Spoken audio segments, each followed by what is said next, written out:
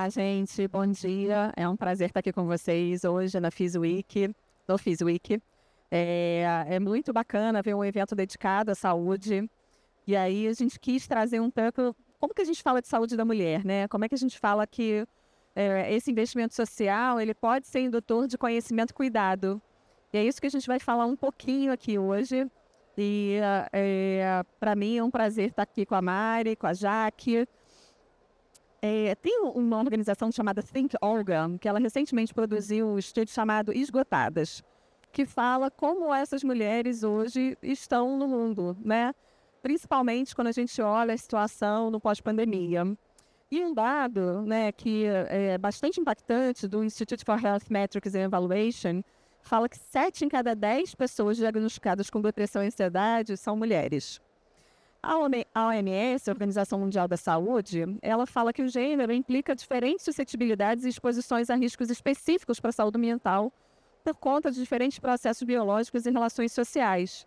Então, a gente sabe que, assim, a experiência da mulher numa jornada de cuidado é muito diferente. E como é que a gente pode pensar sobre essa especificidade quando a gente fala de investimento social? Investimento social sendo aquele que é feito por empresas de uma maneira voluntária. E aí eu trouxe a Mari e a Jaque para a gente bater um papo e entender um pouquinho dessas experiências, né? Como que empresas têm atuado nesse tema e como que a gente pode refletir em dimensões que podem trazer ainda outras experiências, outros processos, outras atividades que melhorem essa jornada da mulher. Mari, é essencial incorporar a perspectiva de gênero e suas interseccionalidades como raça, classe e outras diferenças e entender como elas influenciam as relações sociais e as condições de saúde mental. Como que as empresas podem realizar o investimento social pensando nesses aspectos? Bom dia a todos e todas. É um prazer estar aqui na FISWeek 2024.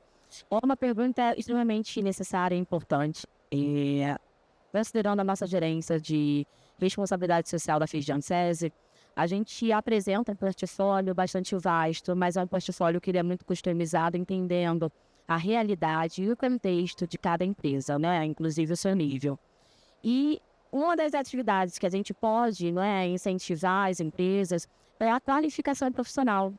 Uma vez que hoje muitas das atuações ela tem uma predominância, né, majoritária masculina, e onde a gente pode virar a chave disso é qualificando especificamente mulheres, ou dando a oportunidade dessa mulher se qualificar, dessa mulher ser preparada para o mercado de trabalho, para ela ser incluída, né? Hoje, no nosso portfólio, dando até como exemplo, a gente tem grandes empresas como Michelin, como Engie e como a Bayer, né? Que já saíram na frente e entenderam essa importância de qualificar especificamente mulheres cis e trans, dando a oportunidade da qualificação profissional, preparando-as, né, visando a questão da empregabilidade. E, para além disso, né, ter todo um arcabouço de atendimento voltado à saúde emocional. Até mesmo nesse projeto nosso da Michelin, eu me recordo de algumas atuações que foram percebidas, né, porque assim, quando você entra, né, você é mulher, você entra no ambiente de trabalho com uma predominância masculina, você sente o impacto. E o quanto isso reverbera também em dificuldades e entraves. E nisso a gente consegue também abraçar e fazer, oportunizar o acesso à telepsicologia, né, para dar esse suporte, esse fortalecimento. E, entre outras oportunidades, Eliane, a gente também tem a trilha de aprendizagem em gênero e diversidade. A gente teve uma experiência muito positiva através de uma entrega nossa no nosso Conselho Empresarial de Mulheres, onde através de encontros a gente conseguiu fazer o letramento, né, a capacitação da liderança e de todo um time de empresas, visando justamente dar esse conforto. Porque não é só apenas abrir oportunidades para mulheres, né, mas preparar o ambiente para que elas sejam acolhidas e pensar também em possibilidades de trabalho, pensando também em crescimento profissional. E essas oportunidades também são a mentoria, né? Mentoria para a liderança, mentoria específica para mulheres, pensando em carreiras, e também palestras e workshops. Então, assim, são vastas as opções e possibilidades que as empresas hoje podem entender pensando no público mulher e pensando também não só nessa inserção, mas na permanência delas, né? O conforto, o acolhimento e o desenvolvimento na projeção de carreira. Obrigada, Mari. E falando sobre carreira, né? Também esse relatório da Think Olga, que perguntou aos brasileiros quais aspectos da vida têm gerado sofrimento e insatisfação atualmente e de que forma elas cuidam da própria saúde, quase metade, 45%, que possui esse diagnóstico de ansiedade, depressão ou outro transtorno mental, falou que a falta de dinheiro, a sobrecarga de trabalho e a violência são as maiores questões que afetam hoje a saúde emocional dessas mulheres brasileiras. E aí, isso que a Mari falou é um aspecto bastante importante, porque, assim, quando a gente fala de sobrecarga de trabalho e dinheiro, a gente fala de melhores condições, né, para uma atuação que faz com que essa mulher se sinta, inclusive, segura para situações de violência que possam acontecer em ambientes familiares, domésticos, enfim. A autonomia financeira é um aspecto importante, né? E esse cuidado vai refletir em outros aspectos da vida. E aí eu pergunto para você, Jaque, a maior exposição à violências, tanto a doméstica como nos vários percursos que essas mulheres fazem, indo e vindo do trabalho e no ambiente laboral, impactam na saúde mental e na produtividade delas. Como as empresas podem ser aliadas nesse processo de cuidado? Olá, bom dia a todas e todos. Então, Eliane, eu acho que é importante, né, a gente, quando fala de violência doméstica, apesar da Lei Maria da Penha ter feito 18 anos, né, esse ano, a gente depende muito de falar, discutir, levar essa discussão, né, e essa sensibilização para todos os grupos, né. Então, acho que é uma forma que as empresas podem estar atuando para poder promover, né, maior conhecimento, né, desse tema é criar mesmo políticas claras, né, que vai falar de todos os tipos de violência, como que esses tipos de violência se manifestam, né, que hoje eles têm basicamente 7 tipos, já que a gente fala mais de violência doméstica, como cada um deles se manifesta. Trazer essa discussão para dentro das lideranças, né, dos gestores, sensibilização desse grupo, que a mulher possa perceber, né, se ela está sofrendo algum tipo de violência ou no ambiente de trabalho ou fora do ambiente de trabalho. As lideranças também entenderem como que essas violências se manifestam, principalmente a moral e a psicológica, que elas são muito sutis. A psicológica mais ainda, né, que ela começa de uma forma muito sutil e é normalmente por onde todos os outros tipos de violência se inicia, através da violência psicológica. Então, às vezes, a mulher pode estar dentro, vivendo um tipo de violência e ela não se deu conta disso. Então, levar essas discussões, sensibilização, criar também mecanismos onde essa mulher se sinta mais segura, né? Fazer parcerias com ONGs e todos os outros atores que fazem parte dessa rede de acolhimento e de enfrentamento à violência contra a mulher, que existe dentro do Estado, dentro dos municípios, procurar saber onde estão esses espaços, onde a mulher pode procurar mais ajuda. Então, também, se for possível, dentro da empresa, além do apoio, né, psicológico, visando a questão da saúde mental, também um apoio jurídico, né, se essa empresa tiver, né, condições de ter um apoio jurídico, e se ela não tiver, onde essa mulher pode buscar esse apoio jurídico. Então, pensar dessa forma mais ampla, né, a nível tanto da violência, dos tipos de violência, né, e para a mulher também se sentir mais segura, sabendo que ela pode, que ali é um ambiente onde ela pode encontrar acolhimento e também saber onde que ela pode estar buscando ajuda. Então, acho que isso é importante, né? A gente falar sobre essas violências é extremamente importante. Eu acho que é muito importante também, né, Jaque, porque assim, a gente sempre falou, né, que em briga de marido e mulher, não se mete a colher, né? A gente fala que não, se mete a colher sim.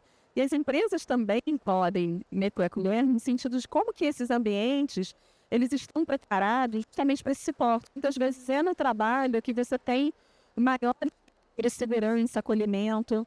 E essa identificação, ela passa pelos colegas, né? Ele passa pela sensibilidade de entender que pode estar acontecendo uma violência e como que você atua como rede, como apoio. Então, quando a gente fala, né, dos letramentos, quando a gente fala das sensibilizações, e muito recentemente isso aconteceu, inclusive com a gente, como organização, onde um colega falou assim, olha, eu nunca pensei que fosse dessa forma. Eu tô muito mais sensível a ser um aliado, né? Então, a gente não está falando só de sensibilizar as mulheres para conhecerem os tipos de violência, mas para sensibilizar a todos para conhecer né, situações, como que elas se manifestam e como que a gente pode, sim, interferir em processos que a gente claramente vê que tem um sofrimento acontecendo, né? A gente tem um bate-papo bem rapidinho, então já me sinalizaram ali com o tempo. E aí eu volto para Mari, perguntando, Mari, a gente recentemente desenvolveu algumas consultorias, né, com empresas preocupadas com a dimensão de gênero dentro das suas estratégias corporativas, né? Como é que você vê o cuidado com a saúde como um fator de atração e retenção nas empresas? Que investimentos podem ser os mais significativos? Olha, esse tema é um tema muito vasto, né? Mas a gente vai tentar dar uma reduzida. Eu trago 2 dimensões importantes nesse contexto, que uma delas é o alívio mesmo das barreiras impostas aos estereótipos de gênero. Hoje, quando a gente fala de mulher, a gente fala das barreiras que são impostas no mercado de trabalho, e essas barreiras são a corda bamba, né? Onde a mulher se sente insegura muitas das vezes para dar passos firmes e para ter atitudes. A barreira mais alta, né, onde você tem que estar comprovando a sua potência, onde você está comprovando a sua capacidade. O incentivo, né, à competição, e quanto que é pouco o número de mulheres no mercado ainda e em muitas áreas, enquanto a liderança muitas das vezes até involuntariamente incentiva essa concorrência, essa briga por cadeiras, né? E por último, a barreira da maternidade. Nem toda mulher quer ser mãe, mas aquela que é mãe, ela presencia, ela vivencia na pele a dificuldade de lidar com muitos pratinhos, né? E um dos nossos eventos na Casa Feijão, até da própria trilha, foi falado sobre isso. Eu achei muito bacana o quanto que mulheres que são mães precisam equilibrar pratos vinculados à carreira profissional, pratos vinculados à sua vida pessoal, à maternidade. Então, quando a gente fala desse cuidado, quando a gente fala da empresa, tem um olhar muito mais, né, voltado à diversidade, à equidade, à inclusão, a gente percebe o quanto dá o alívio dessas barreiras que são impostas. E a segunda dimensão está muito vinculada ao que hoje a gente, né, é dito na academia, quando a gente fala de ações de DEI, que é diversidade, equidade e inclusão, é incluída em mais uma sigla, que é a P, vai vir a falar, que é do pertencimento. Hoje está muito vinculado também a essa questão da maturidade. Empresas que têm bem desenvolvimento, que são mais maduras em ações de DEI, em ações de diversidade, equidade e inclusão, já perceberam que são estratégias não apenas de solidariedade, de ajuda, mas são estratégias de negócio. Isso está totalmente vinculado e impacta diretamente na questão dos turnovers, das rotatividades profissionais. Às vezes a gente consegue ter um RH muito engajado em abrir vagas, em chamar, né, internamente essas mulheres, mas será que essas mulheres ficam? Onde está o pertencimento? Onde está esse acolhimento que foi falado pela Jaque? Então, enquanto que isso precisa, né, ser desenvolvido e é uma possibilidade, é um caminho, porque quando a gente fala em diversidade, equidade, inclusão e pertencimento, a gente está falando não só da garantia da manutenção, né, de atração, né, de pessoal, a gente consegue falar de inovação, a gente consegue falar de criatividade, e isso a gente tem pesquisas de McKinsey e a Deloitte que trazem números voltados a isso, mas também a gente fala de ganhos para o próprio negócio. Então, hoje falar de incentivo social focado em específico nas várias pilares da diversidade, mas no nosso caso aqui, mulher, é falar também de uma grande estratégia de negócio, de uma grande possibilidade. Obrigada, Mari. E assim, para a gente ir fechando aqui, a gente está falando muito da mulher dentro do ambiente de trabalho, né? E para chegar nesse ambiente de trabalho, né? As estratégias que começam ainda na infância e na juventude, que ajudam meninas, né, a se perceberem potências, né? E muitas vezes, né, o investimento social ele é muito indutor, né, de pensar essas estratégias, né? A gente precisa ter intencionalidade nesses processos. E quando uma empresa ela realiza o seu investimento social, que é aquele investimento voluntário que pode acontecer no seu entorno ou com públicos de interesse, a gente pensa muito como é que essa narrativa, né, quando a gente olha meninas e mulheres. Tem um estudo também recente de uma organização, Women Sports Association, que fala que meninas que praticam o esporte, elas são líderes, né? Elas fortalecem as suas capacidades de liderança.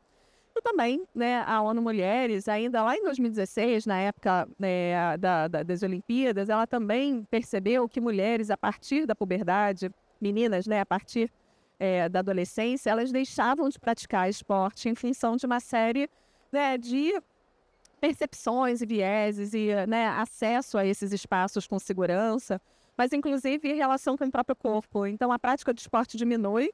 Quando a prática de esporte diminui, essas competências de liderança, estou aqui vendo a Luísa Parente, né, a nossa assessora, assim, nossa especialista consultora da Firjansese, mas também ginástica, uma mulher incrível, que fala muito desse lugar, né, dessa presença da mulher nos esportes, que também, né, tem várias barreiras. A gente hoje tem um projeto muito bacana que acontece em 4 municípios, que é o Centro Esporte e Educação. Então, eu queria que a Jaqueline falasse um pouquinho, né, como é que a gente trabalha com essas meninas, esse conhecimento e essas competências para elas cuidarem delas e poderem perseguir seus sonhos como futuras, né, executivas, futuras profissionais, né, dentro de um ambiente super competitivo. Então, Eliane, assim, respondendo, né, um pouco a pergunta e também falando um pouquinho o que é o Centro Esporte e Educação. É um projeto que a Eliane falou que acontece em 4 municípios, Caxias, Macaé, Maricá e Itaboraí, né? Nós atendemos 600 crianças e adolescentes entre 6 e 14 anos. E além do esporte, né, que eles têm o esporte como carro-chefe, que eles praticam futsal, handball e xadrez, a gente também tem uma parte de reforço escolar com português e matemática e também desenvolvimento humano, do qual é a atividade que eu desenvolvo junto às crianças de Caxias, as crianças e adolescentes, que é o desenvolvimento humano, a metodologia, né, da gerência, da nossa gerência, que a gente utiliza em todos os projetos que a gente participa. E é claro que a gente vai adequando essa metodologia de acordo com a idade. A metodologia, eles têm um itinerário que vai desde identidade até projeto de vida, onde a gente passa por vários processos. Então, e com as crianças, né, com as meninas principalmente, a gente vai fortalecendo, né, esse protagonismo delas, não só no esporte, mas na vida, né? Então, a gente começa lá falando de identidade, quem é seu, como que elas se reconhecem, quem é, né? Qual é o papel delas na sociedade, no que elas pensam para a vida, como a gente trabalha com crianças na situação de vulnerabilidade. Muitas delas chegam a projetos sem sonhos, não se veem capazes de sonhar, né? Não se sentem capazes de pensar numa profissão, muito ainda naquela visão de reproduzir, né, as histórias que já acontecem na família. E a gente mostra para elas não, que é capaz sim, né, da gente pensar, da gente fazer um projeto de vida, da gente planejar. Então a gente fala sobre essa identidade, a gente fala sobre de quem eu sou, como que eu me vejo, né? A gente começa a trabalhar as emoções com as crianças, e essa matemática eles trabalham muito com eles, a questão das emoções, como que elas vivenciam as emoções que elas sentem no dia a dia, né, de todas as situações que elas passam. A gente também trabalha essa questão do protagonismo. A gente aproveitou a questão das Olimpíadas, falando muito sobre a mulher no esporte, quais tipos de esporte, se existe esporte para menina e para menina, e que não existe. As atividades, elas são mistas, né? Elas praticam junto com as meninas. Então, e a gente já consegue. A gente tem uma menina agora, que é a Maria Fernanda, lá que ela agora saiu, né, do projeto, porque ela foi para uma escolinha de futebol. E daqui a pouco eu tenho certeza que a gente vai ouvir falar de Maria Fernanda num grande time, num grande clube, sabe, jogando bola e cuidando da vida. Ela sempre manda mensagem pra gente, está super feliz, vai visitar o projeto sempre que pode. Então, assim, e também para os outros aspectos, né, através dessas oficinas, a gente já identificou casos de maus tratos, né, de abuso ou de assédio. As crianças, a gente trabalhou a questão da violência doméstica, de como que ela se manifesta com as crianças, principalmente com os adolescentes, né, falando da questão dos relacionamentos abusivos, que muitos deles já têm, né, um namoradinho, uma paquerinha, então como que esses relacionamentos podem se manifestar. A gente discute essas questões com os meninos também, né, então, eu acho que é por aí, a gente vai começar desde pequenininha, já plantando essa sementinha. Algumas crianças identificaram, falaram para a gente depois que viram essas questões de violência dentro da própria casa, né, então...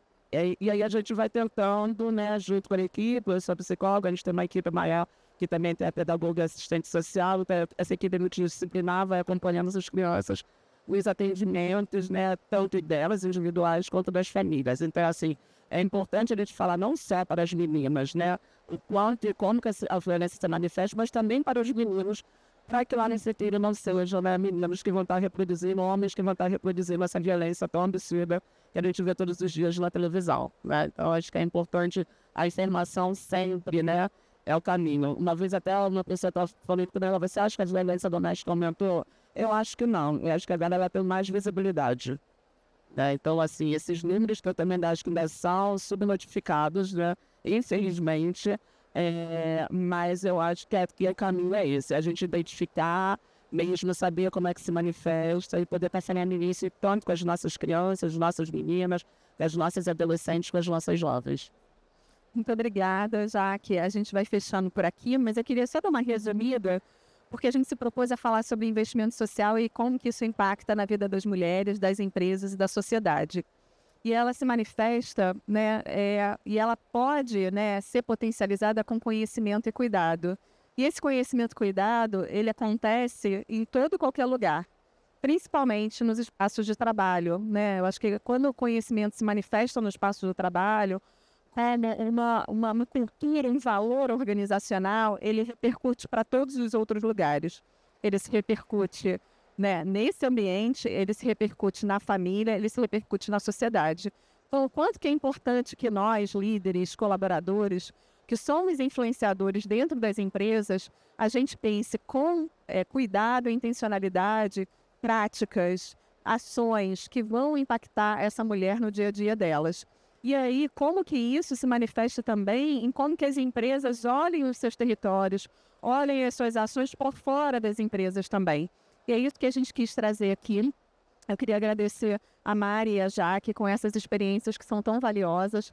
Todo dia a gente acredita mais e mais, né, que cuidar, né, de quem cuida é uma repercussão, é um ponto de acupuntura, né, aquela gotinha no oceano que repercute em todos.